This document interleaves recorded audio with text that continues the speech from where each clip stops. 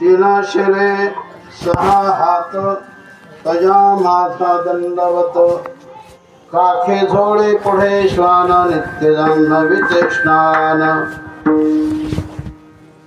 माथा शोभे जटाभार अंगे भूती सुंदर काखे झोळे पुढे श्वान नित्य जान्हवीचे स्नान शंख चक्र गदा हाती पायी खडावा गर्जते काखे झोळे पुढे श्वान नित्य जान्हवीचे स्नान तुका म्हणे दिगंबर तया माझा नमस्कार काखे झोळे पुढे श्वान नित्य जान्हवीचे स्नान विठ्ठल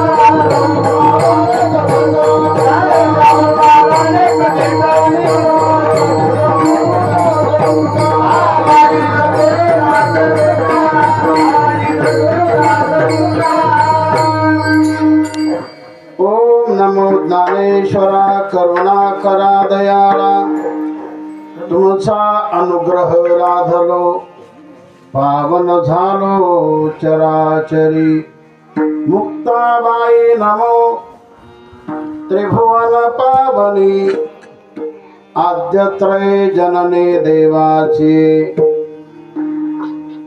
मंगल भावना मंगल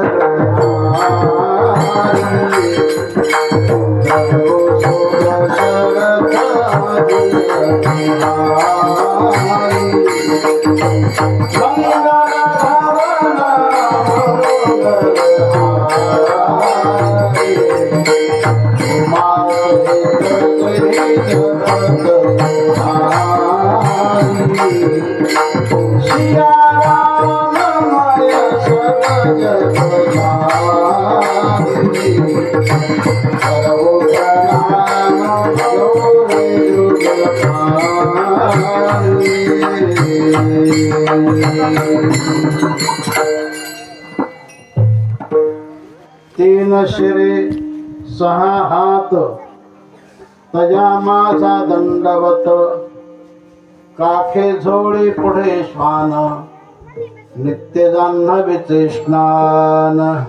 प्रस्तुत दत्त भगवंताच्या दरबारामध्ये आणि उपस्थित भक्तजनांच्या समोर आज दत्त जन्माच्या निमित्ताने सेवेसाठी निवड केलेला अभंग संत सम्राट जगद्गुरु तुकाराम महाराज यांचा अभंग असून या अभंगातून महाराज दत्त भगवंताचं वर्णन करतात. विठ्ठल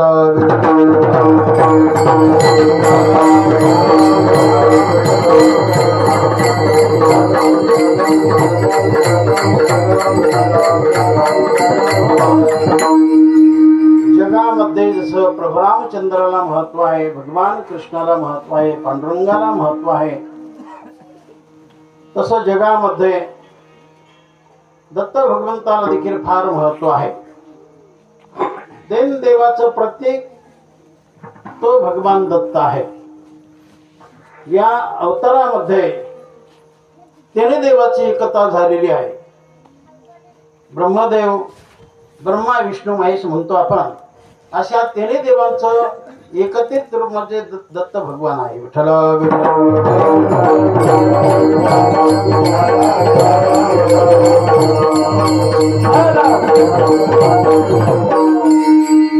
तर दरवर्षी या स्थानी अर्थात हनुमान वस्ती आणि या कार्यक्रमाचे यजमान हरिभक्त परायण वकील साहेब नामदेवराव जायभाई हे या कार्यक्रमाचे यजमान आहेत. दरवर्षी ते मोठ्या कष्टाने अगदी जीवाचं रान करून सर्वांना एकत्रित घेऊन आणि कार्यक्रम करत असतात. अशा या कार्यक्रमाला ज्यांचा आशीर्वाद आहे असे आपणा सर्वांचे श्रद्धास्थान नारायण बाबा आहे. आणि या कार्यक्रमामध्ये ज्यांचं मार्गदर्शन आहे असे आपले सर्वांना प्रिय असणारे आदिनाथ महाराज तारकेश्वर.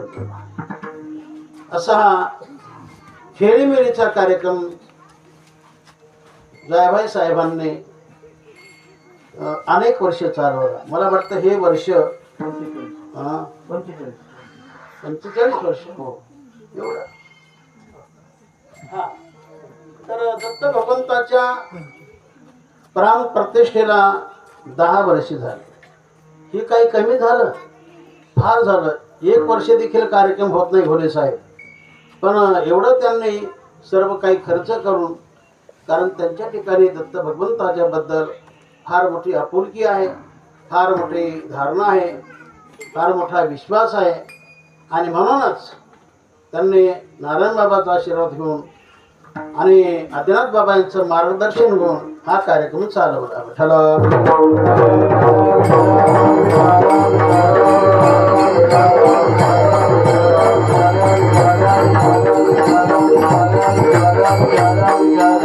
मी समजतो की त्यांच्या या कृतीला परिसरामध्ये तोड नाही, जोड नाही. बाकी असते पण अशा रानावनामध्ये कार्यक्रम घडवणं फार अवघड असतं. गावात कोणी कार्यक्रम करेल, कोणी म्हणजे भलता नाही करणार, ज्याची भावना असेल तोच करणार. पण एवढं असेल. पण हे जे स्थान आहे अगदी मनाला मोहक करणार आहे. जंगल में मंगल असं म्हटलं तरी चालेल. जसं आपण ऐकतो ना की गाव में जहर, शहर में जहर, गाव में गंदे और जंगल में मंगल. विठ्ठल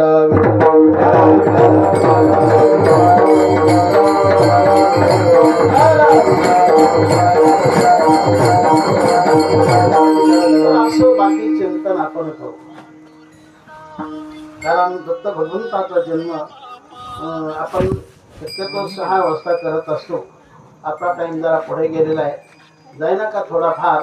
पण थोडक्यात चिंतन करून दत्त जन्माच्या निमित्ताने आपण फुलाची उधळण करू. असो दत्त भगवंताने अत्रे महाराज अनुसूया माता यांच्या पोटी अवतार धारण केला. त्यासाठी फार मोठा इतिहास घडला गेला आणि हे सगळं सांगण्याला आपल्याला वेळ नाही. पण थोडक्यात चिंतन करून आपण फुलाची उधळण करूया. विठ्ठला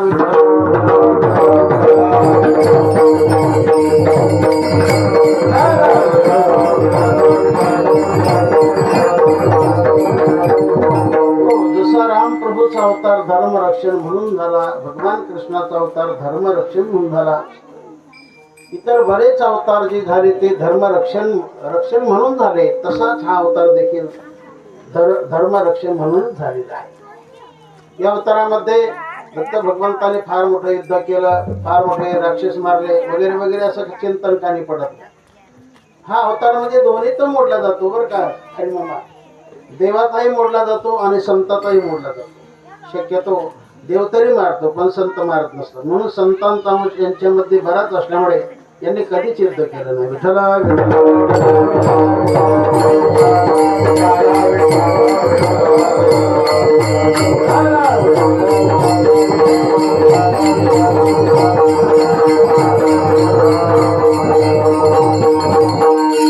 तेव्हा अनुसूया मातेची कीर्ती जगामध्ये फार झाली आणि ती कीर्ती शेवटी तिचं महत्व भगवान शंकरांनी सांगितलेलं आहे की पतिव्रता श्रेष्ठ जगामध्ये एकच की अनुसूया माता. तर ते पार्वतीला नाही सहन झालं आणि म्हणून त्याने म्हटले आमच्या पुढे शक्यच नाही. म्हटले भगवान शंकर म्हटले तुला नाही पटणार पण हे सगळं तुला नारद सांगणार. तिचं काय महत्व, हे सगळं महत्व नारद तुला सांगणार. आणि लगेच नारदाला काय दम, नारद महर्षी आले आणि विचारणा केली पार्वतीने, का हो अनुसया फार मोठी पतिव्रता असं कानी पडलंय, हे खरंच का? म्हटले हो खरंच, म्हणजे खरंच, त्रिवार खरं. म्हटलं आमच्यापेक्षा श्रेष्ठ? हो तुमच्यापेक्षा श्रेष्ठ, तुम्हा तिघेही पेक्षा श्रेष्ठ. लक्ष्मीपेक्षा, सावित्रीपेक्षा तुम्ही पार्वती माता आहात. मग सर्वांपेक्षा ती श्रेष्ठ जगामध्ये. तिला पतिव्रत जो धर्म आहे, या धर्माच्या बाबतीमध्ये त्याला जगात विश्वात तोड नाही, तोड असं. मग आता काय करावं लागेल? तिचा कमीपणा कसा होणार? तर मला एक करा, मग तुम्ही तुमच्या पतीला तिच्याकडे पाठवा आणि तिच्याकडे नग्न भोजन द्या, विवस्त्र भोजन द्या, असं तुमच्या मालकाला तुम्ही सांगा. जेणेकरून कदाचित काय होण्याची शक्यता, होईलच असं नाही. मग तिघींनी आपापल्या मालकाला, आपापल्या पतीला हा विचार सांगितला की आमच्याही पेक्षा या जगामध्ये अनुसया माता म्हणतात तर ते महान पतिव्रता आहे. तर याकरता तुम्ही, आमची विनंती आहे की तुम्ही जा, अत्रि ऋषीच्या आश्रमात जा आणि अनुसयाकडे भोजन मागा, त्याला भोजन मागा, पण विवस्त्र होऊन त्याने भोजन तुम्हाला घालावं, असं तुम्ही करा. सगळ्या पत्न्यांचा हट्ट होता, शेवटी हट्ट हा पूर्ण करावा लागतो ना. बाल हट्ट, साधू हट्ट, त्यामध्ये श्री हट्ट असतो आणि तो पूर्ण करायचा असतो. शेवटी नाईलाज झाला आणि तिघेही आपापल्या वाहनावर आरूढ झाले आणि अत्रि ऋषीच्या आश्रमात आले. त्याने देव पाहून अत्रि ऋषीने त्यांना नमस्कार केला. येण्याचं कारण म्हटले, आम्ही अनुसयाकडे आलेलो आहे, तर त्यांना बाहेर पाठवून द्या. मग त्यांनी नमस्कार वगैरे केला. म्हटले काय तुमची आज्ञा? आमची आज्ञा एकच आहे की आपण आम्हाला तिघांना विवस्त्र होऊन भोजन घालावं. तर त्याने पतिदेवाच्या चरणाचं तीर्थ घेतलं, नमस्कार केला, दर्शन केलं आणि तेच तीर्थ तिघांच्याही अंगावर शिंपडलं. संकल्प केला असेल की तिन्ही देव जरी असले चालक मालक, पण हे तिन्ही देव बालक व्हावे. तर परिणाम असा, तिन्ही देव डायरेक्ट बालक झाले. 6 महिन्याची ती मुलच झाली. काहीच करता येईना. इकडं सगळ्या जणी वाट पाहू लागल्या, आपले मालक गेले, कसे नाही आले. वैकुंठात लक्ष्मी वाट पाहू लागली, सत्यलोकात सावित्री वाट पाहू लागली, कैलासात पार्वती माता वाट पाहू लागली. आपले पती कसे येत नाही. मग तिथं नारद गेले. नारदा, तुम्ही जी सांगितलं ते आम्ही केलं, पण ते अंगलटी आलं. गेलेत पण अजून पती आलेच नाहीत. अहो तुम्हाला आणखी काही पडलं नाही का? अहो त्याने तुमच्या तिन्ही मालकाला त्याने लहान बालक केलेलं आहे आणि त्यांना ते स्तनपान करवत आहे, त्यांना पान घालून झोके देत आहे. तिन्ही बालक केले. मग जगाचे चालक मालक खरे, पण एकदम लहान केले, बालक केले. असं मग काय करावं लागेल? म्हटलंय तुम्हाला जावंच लागेल, तिथं नतमस्तक व्हावं लागेल. आमच्यापेक्षा श्रेष्ठ नाही, आमच्या शक्तीने, आमच्या शक्तीने आमचे पती आम्ही परतच आणू अशी जिद्द धरली आणि तिघी जणी त्या आश्रमात बसल्या. आल्यानंतर त्या तिघींनाही अनुसूया माते नमस्कार केला आणि मग या तिघी बोलू लागल्या की आमचे मालक तुमच्याकडे आले, समजलं की तुम्ही तिघे बालक केले तर कृपया आमचे बालक आम्हाला देऊन टाका. म्हणले तुम्ही ओळखून घ्या, असं काही बंधन नाही, तुमचे मालक आहेत ना, तुम्ही ओळखून द्या. पण म्हटले भलताच हात गेला इकडे तिकडं तर अवघडच आहे मोठं, आपलं सामर्थ्य तिथं चालत नाही. आणि म्हणून त्यांचा अहंकार गलित झाला, अहंकार त्यांचा गेला, नम्रता प्राप्त झाली आणि अनुसूया मातेला विनंती केली मनपूर्वक, काही करा पण आमचे मालक तुम्हीच द्या. अशी नम्रता पाहून लगेच त्यांच्या अंगावर पाणी शिंपडलं. तिन्ही बाल डायरेक्ट ते देवच झाले, महादेव, भगवान विष्णू आणि भगवान ब्रह्मदेव. या तिघांनाही घेऊन अशी अवस्था पाहिल्यानंतर नमस्कार केला की काय माते तुमची आज्ञा असेल ती सांगा. नाही, अनुसूया माता सांगू लागली की माझी एकच अपेक्षा आहे की तुम्ही तिघे माझ्या घरी आले आणि तुम्हाला पुत्रपणा प्राप्त झाला माझ्या घरात, तर तुम्ही तिघांनी माझ्या पोटी अवतार धारण करावा. आणि त्याच समय तिच्या करकमळावर असे तिन्ही देव लहान मूर्ती झाली, बालक एकच शरीर पण तीन शिर, तीन चेहरे, 6 हात, असं सगळा दत्त भगवंताचा आकार प्राप्त झाला. अशा परीने आजचा अवतार दत्त भगवंताचा झाला. याबद्दल एक चरण म्हणून आणि सर्वांनी कोणाची उदाहरण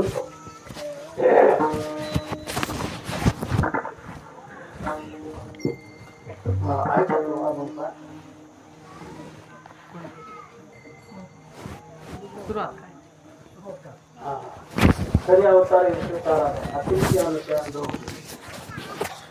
नक्षत्र रोहिणी नक्षत्र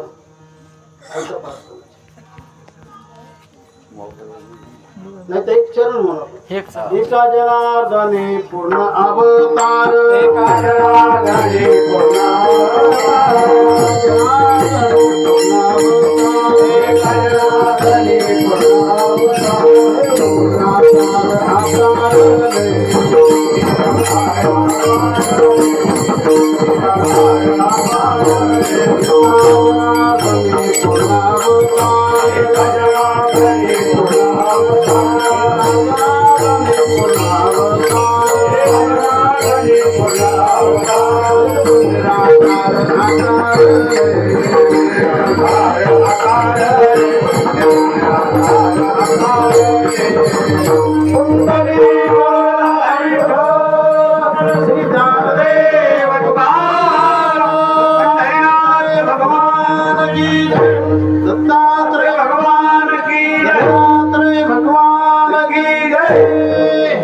दिगंबरा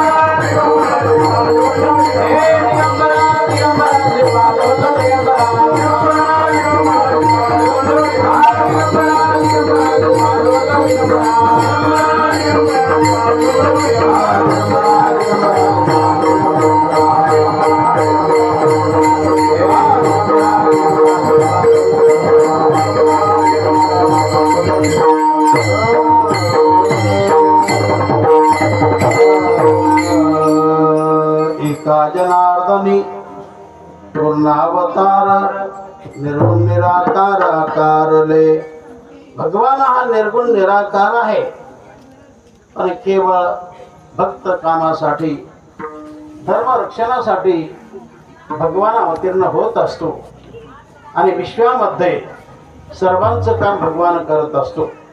धर्मरक्षण फार महत्वाचं आहे.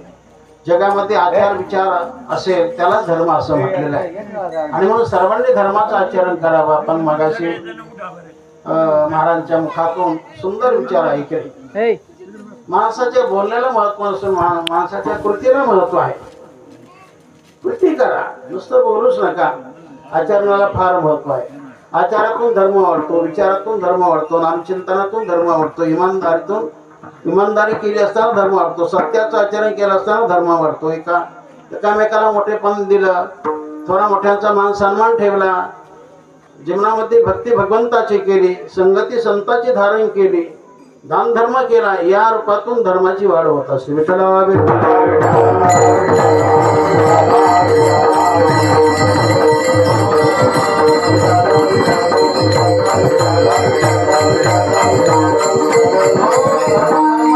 मनुष्य नव्हे, धर्म हा गुण आहे आणि गुण म्हटलं की त्याला गुणीचा आश्रय लागतो. तसं धर्म म्हटलं की त्याला धर्मीचा आश्रय लागतो. धर्मी म्हणजे संत महात्मे भक्तजन, ते जे आचरण करतात त्याचं नाव धर्म आहे. किंवा ज्या ठिकाणी तप आहे, ज्या ठिकाणी सत्य आहे, ज्या ठिकाणी पावित्र्य आहे आणि ज्या ठिकाणी दया दान धर्म आहे, याला धर्म म्हणतात. या चार गोष्टीचा समन्वयाला धर्म असं म्हटलेलं आहे की जिथं तप आहे, जिथं सत्य आहे, जिथं पावित्र्य आहे आणि जिथं दान आहे. म्हणून जीवनामध्ये दान असावं, जीवनामध्ये तपही असावं, तपश्चर्या करावी. तीर्थ व्रत करण्यातून तपश्चर्या वाढत असते, नामचिंतन करण्यातून तपश्चर्या वाढत असते. म्हणून सर्वांनी हे केलंच पाहिजे. जीवनामध्ये तप असावं, जीवनामध्ये सत्य असावं, जीवन जगताना सत्याचा आश्रय करावा.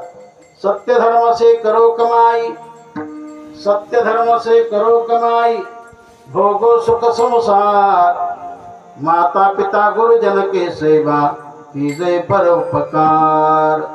सत्याचं आचरण केलं असताना त्याद्वारा काही फार मिळतं. सत्य जगामध्ये एक नंबरच आहे, म्हणून सत्य पाळा. तप देखील कमी नाही म्हणून तप करा. पावित्र्य देखील कमी नाही, गचाळ राहू नका आणि पावित्र्य ठेवा. देहाचं पावित्र्य, घराचं पावित्र्य, सर्व काही पावित्र्य जीवनामध्ये ठेवा, त्याला महत्व आहे. आणि जीवनामध्ये शक्यतो जेवढं होईल तेवढं तुम्ही दान करा. अंतरामध्ये दया ठेवा, जेवढं होईल तेवढं दान करा. दानाला देखील महत्व. विठ्ठला विठ्ठला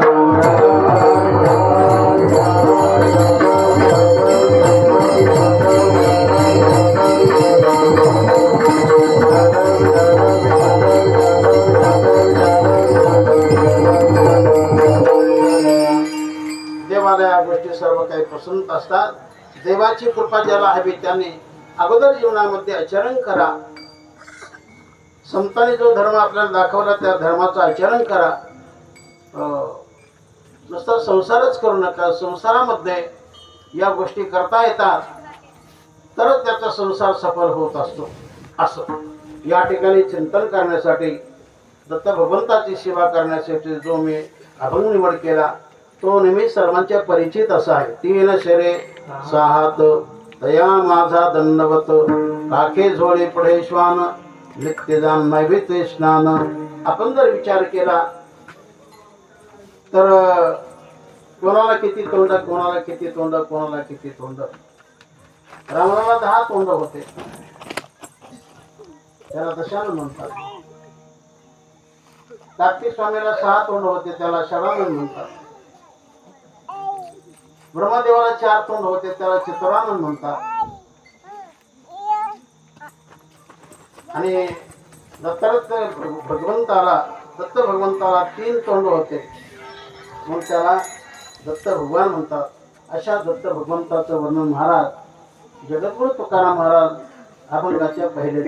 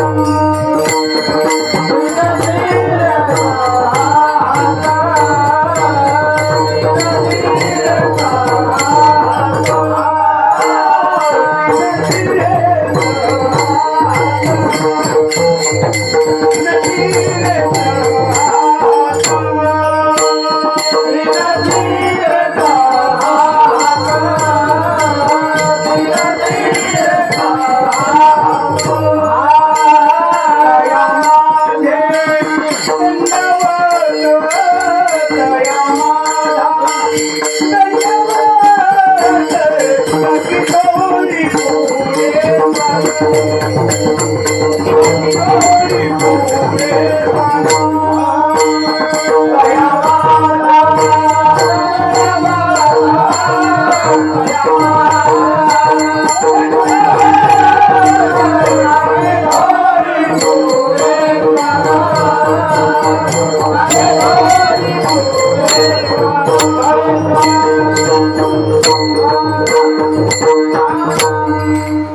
सेवे करता जो निवड केलेला अभंग आहे तो जगद्गुरु तुकाराम महाराजांचा आहे.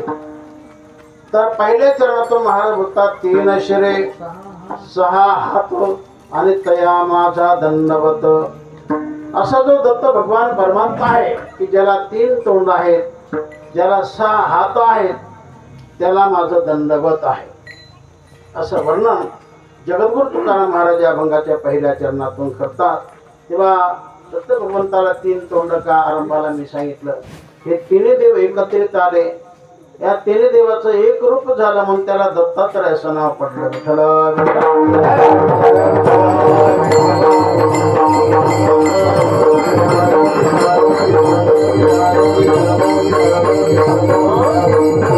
तेव्हा दत्त भगवान जो देतो म्हणून त्याला दत्त असं म्हटलेलं आहे.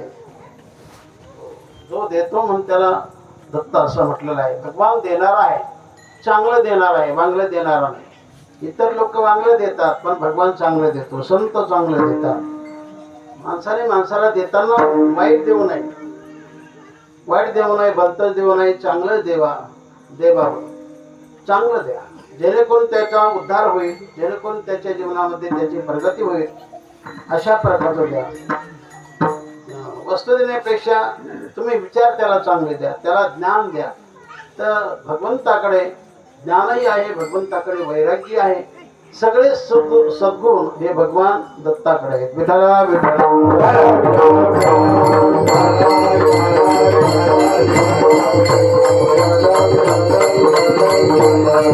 सद्गुणाच्या दृष्टीने विचार केला तर दत्त भगवंताकडे कोणतंच गुण नाही. भगवंताकडे ज्ञान तसंच आहे, भगवंताकडे वैराग्य तसंच आहे. वैराग्य म्हणून त्यांनी घरदार बनवलं का? अजिबात नाही. कोणताच संग्रह दत्त भगवंताने आपल्या जीवनामध्ये केला नाही. ही पृथ्वी म्हणजे त्यांचं अंतरण होतं आणि आकाश म्हणजे त्यांचं अंतरण होतं. अशा तत्वाने ते राहिले. विठ्ठला विठ्ठल.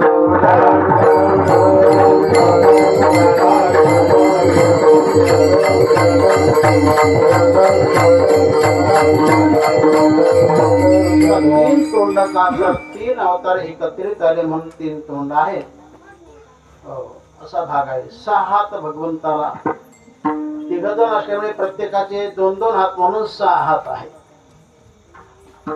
3 देव प्रत्येकाचं 1-1 तोंड म्हणून 3 तोंड आहे. आलं का लक्षात? आणि पुढे तो विचार आलेलाच आहे. तर त्याच्या काखेमध्ये काय याचं चिंतन महाराज अभंगाच्या दुसऱ्या काठी जोडी पुढे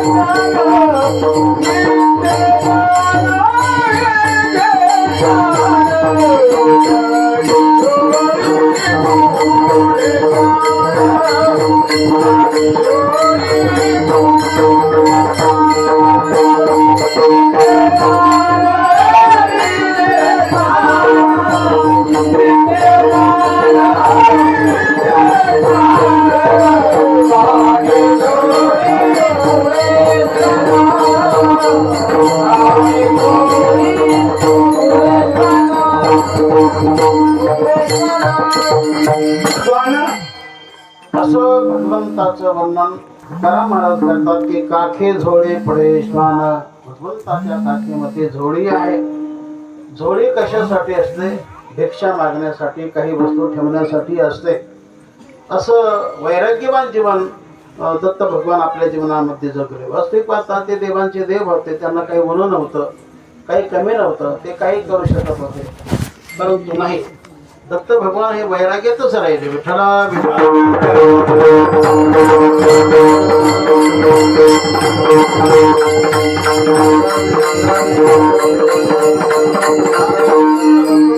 जवळ नेहमी कुत्र असायचं, असं आपण फोटोमध्ये पाहतो. तिथं गाय दिसते, तिथं कुत्र दिसतं, आहे का नाही? पण या भंगातून गायचं नाव नाही घेतलं, पण गाय मात्र असते. आपण नेहमी प्रत्येक फोटोत गाय दिसणारच आणि कुत्र असणारच. कुत्र का ठेवलं आणि गाय का ठेवली हा विचार आपल्याला काही ज्ञात नाही. पण आहे, गाय ही पृथ्वी माता आहे.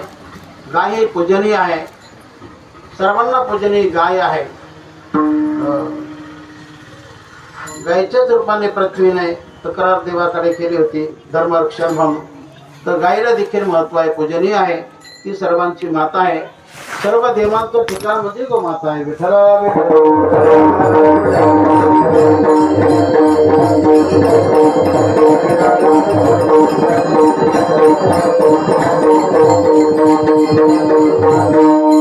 भगवान शंकर म्हटलं की ज्या ठिकाणी त्यांचं मंदिर असणार तिथं गाय दिसणार, तिथं कुत्र दिसणार, तिथं उंबराचं झाड असणार, आहे का नाही? भगवान शंकराचं प्राणप्रिय झाडामध्ये वडाचं झाड आहे. भगवान विष्णूचं प्राणप्रिय झाडामध्ये पिंपळ आहे. तसं दत्त भगवंताचं प्राणप्रिय झाड म्हणजे उंबर आहे. असं आपण पाहतो. तेव्हा इथं महाराज बोलतात, भगवंताचं वर्णन करताना म्हणतात की काखे डोळे पुढे श्वान, नित्य जान्हवीचे स्नान. भगवान दत्त भगवान नेहमी जे स्नान करत होते ते विहेचं नव्हे, भैरवाचं नव्हे, तर जान्हवीचं. जान्हवी म्हणजे भागीरथी नदी आहे, गंगा माता आहे. ते गंगेचं रोज स्नान करत असत.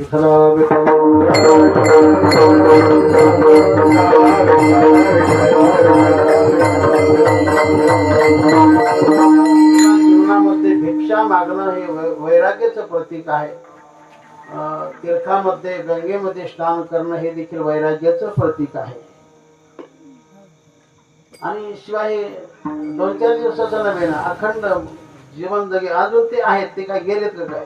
दत्त भगवान कुठेही प्रकट होऊ शकतात. आपण त्यांना चांगली हाक मारली, चांगली साधना केली तर आजही दत्त भगवान दर्शन देऊ शकतात. विठ्ठला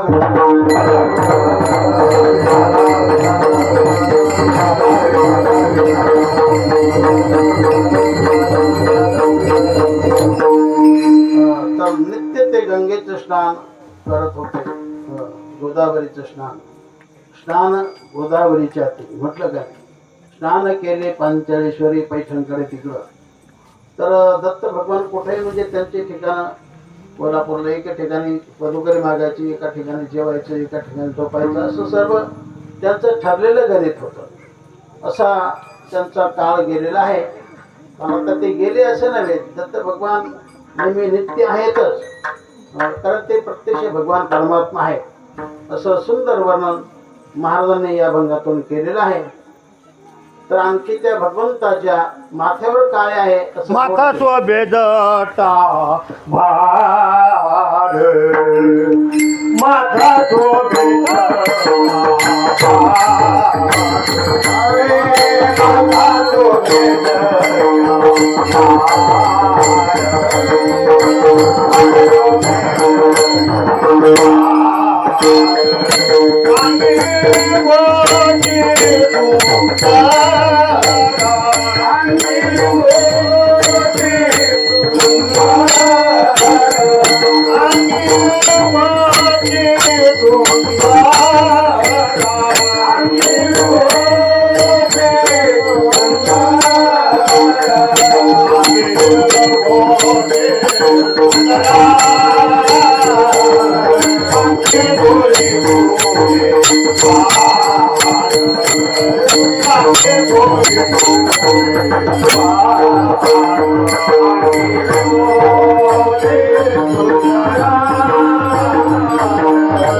Thank you.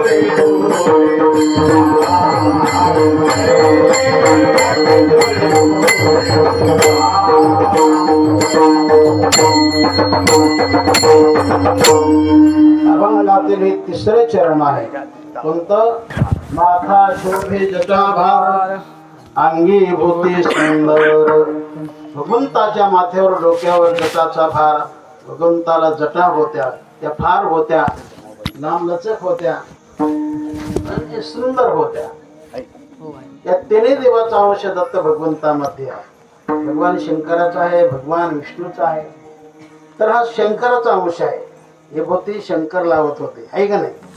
विभूतीचा प्रकार म्हटलं की भगवान शंकर आणि जटेचा प्रकार म्हटलं की भगवान शंकर. विठ्ठल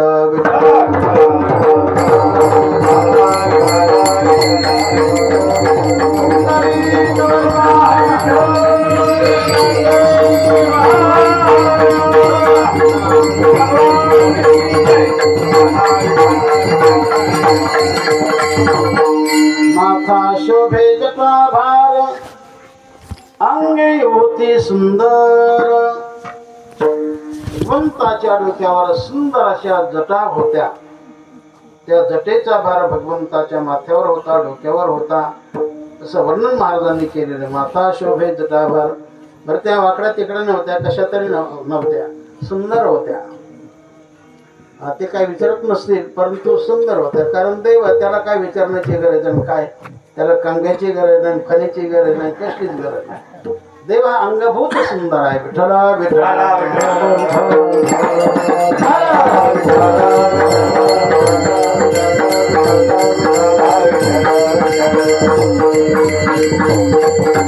जगाचं सौंदर्य भगवंतामध्ये आहे नव्हे, देवाचं सौंदर्य जगामध्ये आहे. त्याला कोणतंच वर्णन नाही. तो साधा जरी दिसला तर सुंदर दिसणार, त्याच्याकडे सगळं असणार. त्याला कोणतंच होणं नाही. मी नेहमी सांगतो, जसं कोणं तिथं काय होणं, तसं देवाकडे काही कमतरता नाही. त्याला तेलाची गरज नाही, त्याला स्नोची गरज नाही, कसलीच गरज नाही. तो अंगभूत सुंदर आहे, नैसर्गिक सुंदर आहे. आपल्याला सुंदरता प्राप्त करण्यासाठी बाहेरून काही आणावं लागतं, तसं देवाचं नाही. आपल्या जीवनामध्ये एक नोट आदमी 10 नोट कपडा आपण म्हणतो का नाही, तसं देवाचं नाही. देव अंगभूत सुंदर आहे. विठ्ठला विठ्ठला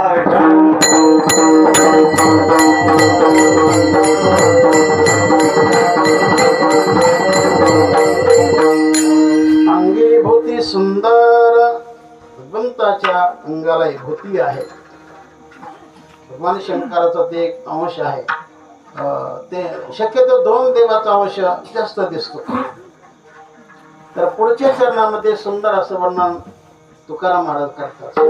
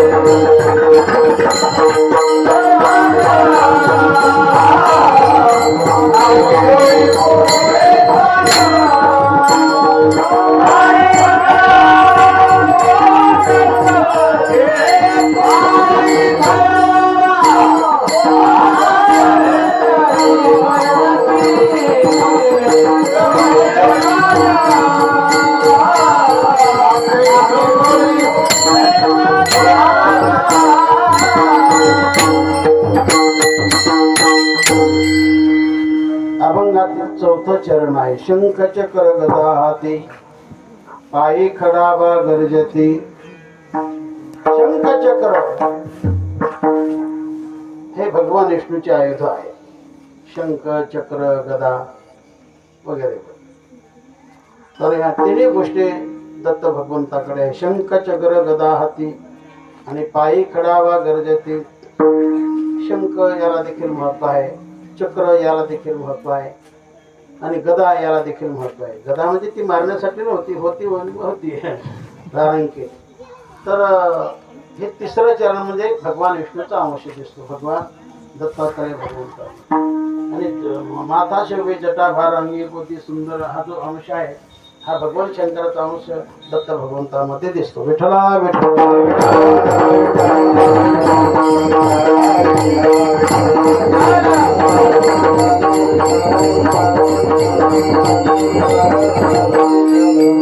तर भगवंताची गदा हे दुष्टांना मारण्यासाठी आहे. शंख हा भक्ताला ज्ञान देण्यासाठी आहे. शंख चक्र देखील दुष्टांना मारण्यासाठीच आहे. शंखाच्या द्वारा भगवान हा ज्ञान देतो, गदेच्या द्वारा भगवान दुष्टाचा नाश करतो, चक्राच्या द्वारा भगवान हा दुष्टाचा नाश करतो. असे तीन जे आयुध आहेत हा सगळा अंश भगवान विष्णू परमात्म्याचा आहे. शंखचक्र गदा हाती आणि पायी खडावा गर्जती. भगवंताच्या पायामध्ये ज्या खडावा आहेत त्या सुंदर अशी गर्जना दिसतात. टप टप त्याचा आवाज येतो. पायी खडावा गर्जती. संत म्हणा पूर्वीच्या काळी खडावा घालण्याची पद्धत होती, आता ती फार कमी झाली. विठ्ठला विठ्ठला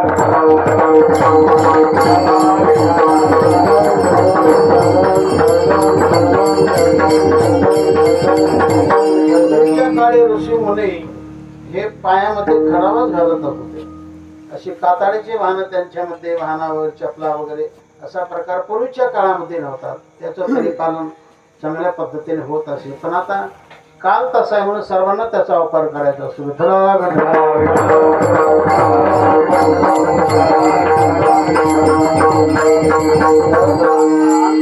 बरेच लोक आहेत ते असं चर्माचं वाहन पायात घालत नाही, असे थोडे लोक राहिले. पण पूर्वीच्या काळामध्ये वनांतरी वास्तव्य ऋषी मुनींचं, साधू संतांचं असायचं आणि त्याच्यामुळे ते खडावा मात्र त्या लाकडाच्या असायच्या. पायी खडावा गर्जती. तर असा जो भगवान परमात्मा आहे तो कसा आहे त्याचं गोड चंद्र